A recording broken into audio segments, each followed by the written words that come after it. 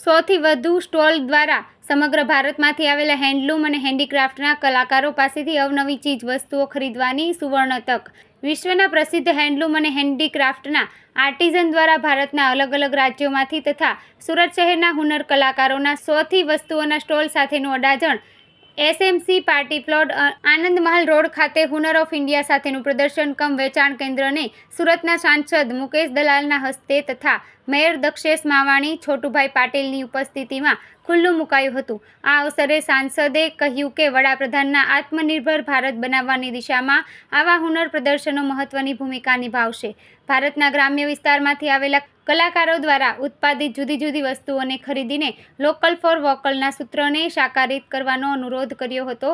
ભારત સરકારના entrepreneurship development institute of India દ્વારા આયોજિત આ પ્રદર્શનમાં ભાગલપુરી કાંજીવરમ સાડી, મેરઠની khadi linen, jute Punjabi jutti, wooden carving furniture, કમલકારી હેન્ડવર્ક, ટોરાકોટા જ્વેલરી, લખનવી ચિકનવર્ક fabric jewellery, Warli print, fancy handwork bag તેમજ અલગ રાજ્યો તમામ હેન્ડલૂમ અને હેન્ડીક્રાફ્ટની તમામ ચીજ વસ્તુઓ સુરતના આંગણે પ્રદર્શન કરવામાં આવી છે, જેનો સુરતીઓએ મોટી સંખ્યામાં ખરીદી કરવાનો અનુરોધ કરવામાં આવ્યો છે તેમ જણાવ્યું હતું। પરંતુ સુરતના સાંસદ મુકેશ દલાલને સામાન્ય સવાલો કરતા તેમની પાસે કોઈ ચોક્કસ જવાબો મળ્યા ન હતા। મારું નામ નીલમ મકવાણા છે અને હું ઈડીઆઈમાંથી મને આ સ્ટોલ ફાળવ્યો છે।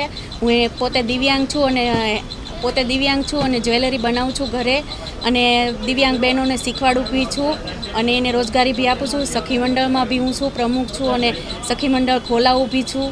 મહિલાઓને બહુ જ ફાયદાકારક રહે છે। જે ઘરેથી બનાવતા હોય એ લોકોને બહાર આવી રીતના પ્લેટફોર્મ મળે તો એની માંગ થાય, ઘર બેઠા જે ધંધો થાય એની કરતાં બહાર વધારે થાય છે અને પ્રોત્સાહન બી સારો મળે છે, પબ્લિકનો રિસ્પોન્સ બી સારો મળે। નમસ્કાર।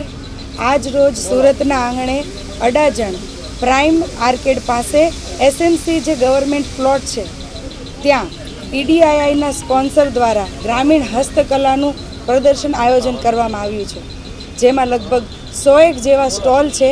આપણા ભારતના અલગ અલગ રાજ્યોથી અલગ અલગ કલાકૃતિ, જેમ કે કચ્છનું અજરક છે, બાંધણી તો બાંધણી ક્યાંથી આવી, જામનગરની બાંધણી છે, મેરઠનું ખાદી છે, લખનવી ચિકન વર્ક છે અને એવા તમામ જ્યુટ અને લિનન, ભાગલપુરી બિહારનું, એવી રીતે અલગ અલગ રાજ્યોથી અલગ અલગ કલાકૃતિ જેમના દિલથી નીકળેલી કલાને જેમણે કામ પર ઉતાર્યું છે અને જેમ આપણા પ્રધાનમંત્રી કહે છે કે આપણા ભારતની સંસ્કૃતિ આપણા ગુજરાતને ગૌરવાન્વિત કરે એ સંસ્કૃતિ જ્યારે આપણા સુરતના આંગણે આવી હોય અને તમામ કલાકારો જ્યારે આટલી મહેનત કરી અને આપણા વચ્ચે હોય ત્યારે આપણે સૌની એક ફરજ બને છે કે આ કલાકૃતિને આપણા ઘર સુધી પહોંચાડીએ અને આપણી સંસ્કૃતિને પ્રોત્સાહન આપીએ।